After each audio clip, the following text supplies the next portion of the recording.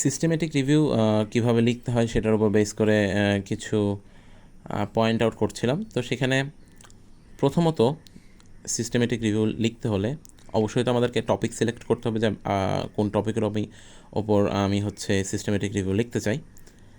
And topic find out করার পরে, research field find out করার পরে আমাদেরকে কিওয়ার্ড অ্যানালাইসিস করতে হবে। এক একটা কিওয়ার্ড অ্যানালাইসিস করে সেই কিওয়ার্ডের উপর বেস করে সার্চ করতে হবে। কারণ যদি কিওয়ার্ড অ্যানালাইজ না করা হয় তাহলে দেখা যাচ্ছে যে অনেক সময় ভালোভাবে সার্চের রেজাল্ট আসে না। সো ব্রেইন স্টর্ম করতে হবে, বিভিন্ন কিওয়ার্ডের সিনোনিম খুঁজতে হবে, সেই সিনোনিম খুঁজে সেই সিনোনিম ওয়াইজ অথবা দেখা যাচ্ছে যে বিভিন্ন ওয়ার্ড অল্টারনেট করে একটার উপর একটা কিওয়ার্ড দিয়ে সার্চ করতে হবে। দেখা যাচ্ছে আমি যদি ব্যাজিল নিয়ে কাজ করি, ব্যাজিল সিড নিয়ে কাজ করি, তাহলে আমাকে ব্যাজিল সিড একটা কিওয়ার্ড ধরে নিতে হবে।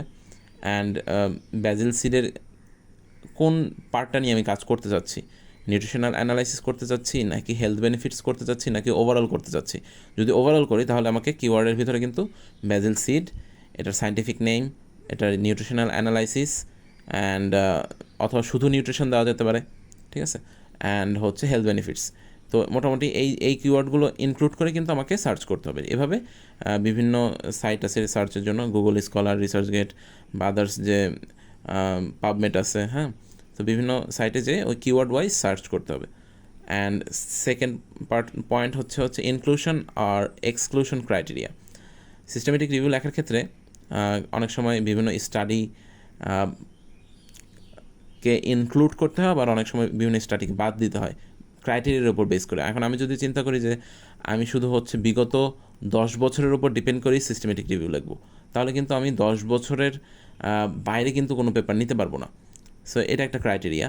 অ্যান্ড আমি যদি চিন্তা করি যে আমি শুধুমাত্র হচ্ছে রিভিউ পেপারগুলোর উপর বেস করে সিস্টেমেটিক রিভিউ লিখবো, রিসার্চ পেপারগুলোর উপর বেস করে লিখবো না। সো বিভিন্ন ক্রাইটেরিয়া সেট করা।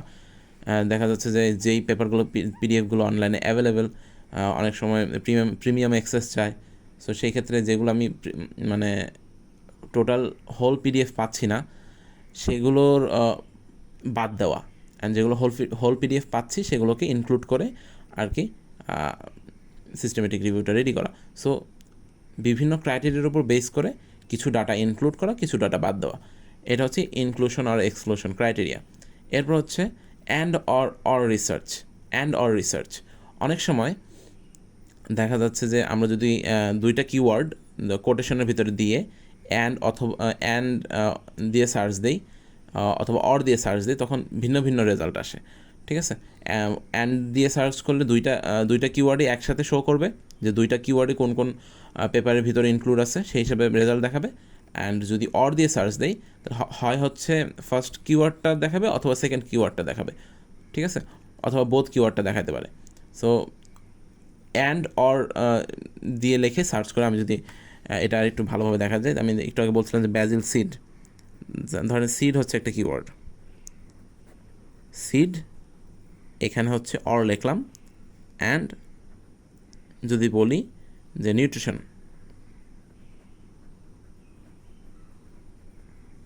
এই দুইটা হচ্ছে দুইটা কিওয়ার্ড। সো এখানে আমি একবার অর লেখে সার্চ দেবো, আবার একবার অ্যান্ড লেখে সার্চ দেবো, ঠিক আছে। সো এইভাবে হচ্ছে সার্চ বারে গিয়ে যে আমার যে কিওয়ার্ডটা থাকবে এই কিওয়ার্ডটা কোটেশনের ভিতরে বসাবো, অ্যান্ড আরেকটা সেকেন্ড যেটা কিওয়ার্ড থাকবে সেটা কোটেশনের ভিতরে বসে এভাবে লিখে অ্যান্ড দিয়ে একবার সার্চ দেবো, অর দিয়ে একবার সার্চ দেবো। এখন আমার যদি কিওয়ার্ড দুইয়ের অধিক হয় তাহলে সেই সেম প্রসিডিউর ফলো করে আগাবো। সাধারণত দুইটা দিয়ে সার্চ করলেই বেটার হয়, কারণ আমি যদি দুইয়ের অধিক দিয়ে সার্চ দিই তখন কিন্তু অ্যান্ডটা খাটবে না। হ্যাঁ, খাটবে, সার্চ করে দেখতে হবে আর কি, বিভিন্ন সিচুয়েশন ওয়াইজ সার্চ করে দেখতে হবে। আমি সাধারণত দুইটা কিওয়ার্ড দিয়ে সার্চ করা প্রিফার করি, দুইয়ের অধিক দিয়ে সার্চ করলে আমার মনে হয় না কোনো প্রকার সমস্যা হবে। অ্যান্ড থার্ড পয়েন্ট হচ্ছে ওয়েব অফ সায়েন্স বা স্কোপাস। এই দুটো সাইটে যেয়ে আমাদেরকে আর কি বিভিন্ন পেপার সার্চ করে দেখতে হবে। অ্যান্ড ফোর্থ হচ্ছে বেসড অন অনলি রিভিউ। এটা আমি অলরেডি বলেছি যে শুধুমাত্র রিসার্চ পেপারগুলোর উপর বেস করে আমি সিস্টেমেটিক রিভিউ লিখবো, নাকি রিভিউ পেপারগুলোর উপর বেস করে সিস্টেমেটিক রিভিউ লিখবো, নাকি বোথ ইনক্লুড করবো আমার সিস্টেমেটিক রিভিউতে, সেটা আর কি আমাকে দেখতে হবে। অ্যান্ড সিক্সথ একটা পয়েন্ট লিখছি যে মেথোডোলজি সেকশনে কীভাবে কিওয়ার্ড, কীভাবে ক্রাইটেরিয়া সেট করা হয়েছে সেটা বলা। এটা সিস্টেমেটিক রিভিউয়ের মেইন পয়েন্ট না, তারপরও জাস্ট হচ্ছে একটা সেকশন থাকে সিস্টেমেটিক রিভিউতে মেথোডোলজি, যেটা নর্মাল রিভিউতে বা ন্যারেটিভ রিভিউতে থাকে না, সেটা হচ্ছে মেথোডোলজি। আমরা সাধারণত মেথোডোলজিটা রিসার্চ পেপারগুলোতে ইনক্লুড করি এবং এটা কিন্তু হচ্ছে সিস্টেমেটিক রিভিউতেও ইনক্লুড করা হয়। সেটা হচ্ছে আমি কতগুলো পেপার অ্যানালাইসিস করেছি, কতগুলো কিওয়ার্ড ধরে পেপার সার্চ করছি। দেখা যাচ্ছে আমি 4টা কিওয়ার্ডের উপর বেস করে হচ্ছে পেপার অ্যানালাইসিস করছি, 4টার বেশি হচ্ছে কিওয়ার্ড ইনক্লুড করি নাই। তার মানে ওই 4টা কিওয়ার্ড ইনক্লুড করাই হচ্ছে একটা ক্রাইটেরিয়া। শুধুমাত্র 4টা নিয়ে কাজ করছি, দ্যাট মিনস ওটা একটা ক্রাইটেরিয়া। এভাবে বিভিন্ন ক্রাইটেরিয়া সেট করা, ক্রাইটেরিয়া একটা লিস্ট করা, যেমন মেথোডোলজিতে ওই বিষয়গুলো উল্লেখ করা যে কয়টা কিওয়ার্ড নিয়ে কাজ করছি, কী কী ক্রাইটেরিয়া সেট করেছি, কয়টা পেপার নিয়ে অ্যানালাইসিস করা হয়েছে, কী কী ওয়েবসাইট ঘাটাঘাটি করা হয়েছে পেপার করার জন্য, মানে পেপার লেখালেখি করার জন্য। সো হোল ম্যাথোডোলজিটা বর্ণনা করা, এটা হচ্ছে সিস্টেমেটিক রিভিউর একটা পার্ট। মোটামুটি আমি এখানে কয়েকটা পয়েন্টে সিস্টেমেটিক রিভিউ কীভাবে লিখতে হয় সেটার একটা শর্ট ব্রিফ ডিসকাশন করার চেষ্টা করেছি।